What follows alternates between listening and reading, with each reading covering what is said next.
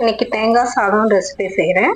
கடலைப்பருப்பு, கருவேப்பிலை, காஞ்ச மிளகாய், உளுத்தம் பருப்பு, திருகின தேங்காய், பச்சை மிளகாய், முந்திரி, கொத்தமல்லி, இஞ்சி திருகி வச்சிருக்கேன். ஸோ இது தேவையான பொருட்கள். இப்போ நம்ம என்ன பண்ணணும்னா, சாதம் ஆல்ரெடி வடிச்சிட்டு ஆற வச்சு வச்சிருக்கேன்.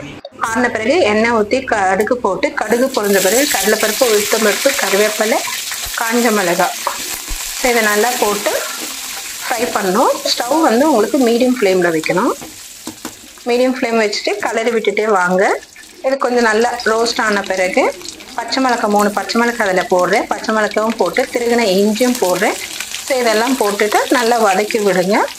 வதக்கி விட்டுட்டு அப்புறம் முந்திரியும் அதில் போடுறேன். முந்திரி போட்டால் பசங்களுக்கு கொஞ்சம் ஹெல்த்தி. நம்மளுக்கு தேங்காய் முந்திரி எல்லாம் ஹெல்த்தியான இதுவும். ஸோ பசங்களுக்கு இது பண்ணி பாருங்கள், நல்லா டேஸ்ட்டாகவும் இருக்கும்.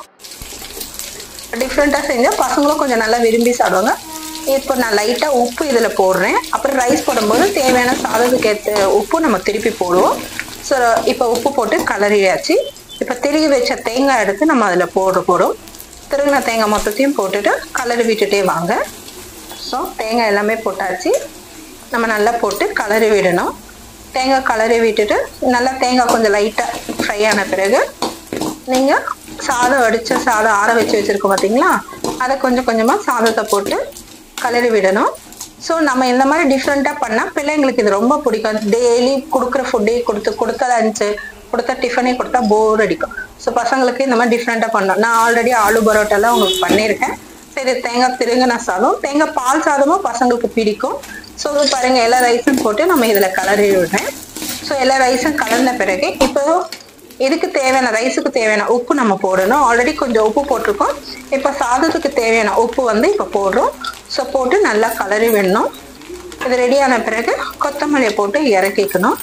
நீங்கள் இதை ட்ரை பண்ணி பாருங்கள். பசங்களுக்கு ரொம்ப பிடிக்கும். கண்டிப்பாக லஞ்ச் ட்ரை பண்ணிவிட்டு எப்படி இருக்குது டேஸ்ட்டுன்னு எனக்கு கமெண்ட் பண்ணுங்கள். ஸோ இதை ட்ரை பண்ணி பாருங்கள்.